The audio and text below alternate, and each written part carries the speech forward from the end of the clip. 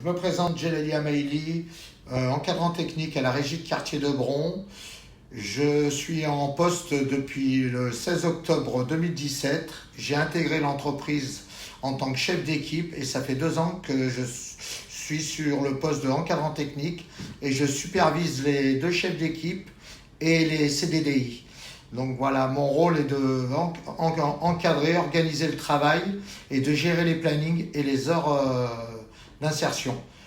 Et je suis aussi en contact avec la clientèle, je fais les devis et avec Raphaël Baluet qui est mon coordinateur. Donc l'essentiel, nous travaillons avec LMH, la métropole de Lyon, la mairie, Néret et tous les régies immobilières dont Citia, Delastre. Et on est aussi depuis 2 ans en contrat avec Kinat, qui est la collecte des mégots. Parce que nous recyclons les mégots. Voilà. Ça, c'est nos partenaires prioritaires.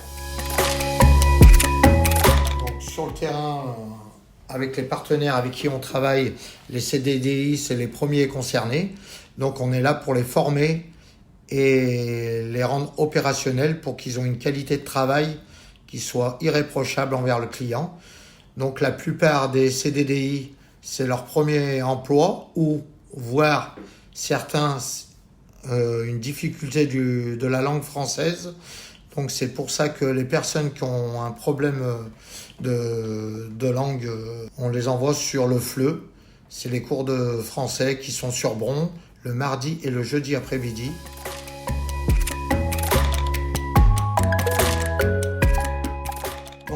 Quand on les prend la première fois, ils ont 1 mois d'essai et ils démarrent avec un contrat de 20 heures au début. Ils ont la possibilité de faire 4 fois 6 mois. Donc le maximum est 24 mois pour les CDDI. Donc le but au bout des 24 mois, c'est de leur trouver un emploi stable ou une formation qualifiante. Voilà, là je vous dis une petite anecdote sur les 6 derniers mois là. 2 salariés en CDDI qui ont passé 2 ans chez nous et qui ont trouvé une embauche, dont une personne chez Lyon Métropole Habitat et une autre personne en collectivité.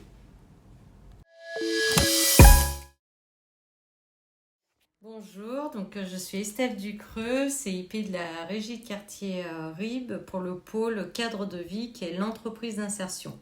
Donc moi j'accompagne les salariés en insertion sur leur projet professionnel et à régler tous les soucis administratifs en parallèle. Donc en tant que CIP, je trouve que c'est important d'organiser des ateliers en groupe. Donc la dynamique de groupe, ça complète l'accompagnement en individuel. J'essaye aussi de faire en sorte qu'il y ait des ateliers sur l'extérieur pour mobiliser les salariés en insertion. Je fais notamment appel à des partenaires comme Repère Métropole, qui sont un groupe de chargés relations entreprises qui mènent des ateliers de techniques de recherche d'emploi et de job dating, et Synergie AE qui est pour la formation. De 2024, je retiens donc la mise en place des ateliers techniques de nettoyage de base qui sert aussi d'accueil pour les salariés en insertion en lien avec l'encadrant technique et qui permet de repérer beaucoup de choses et d'accueillir les salariés au sein de la structure. Bonjour, je m'appelle Pascal. J'ai commencé en 2016 à RIB en tant qu'agent d'accueil et maintenant je suis responsable administrative depuis 2018. Alors mon poste concerne exactement toute la partie ressources humaines sur les 3 pôles. Donc je vais m'occuper des variables de paye, donner des renseignements quand on vient dans mon bureau pour me demander tout un tas de choses liées aux paies.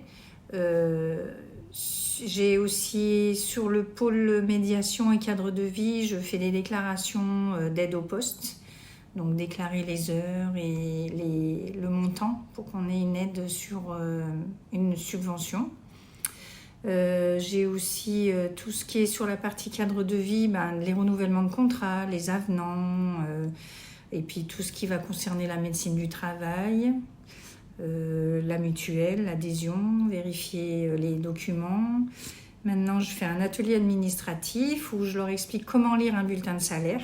Voilà.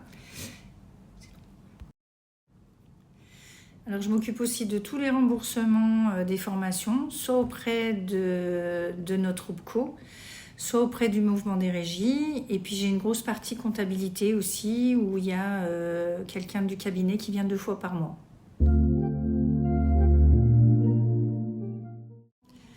Ouais, au niveau des anecdotes, je retiens que les gens doivent manger leur bulletin de salaire parce que j'en imprime énormément et on m'en redemande souvent.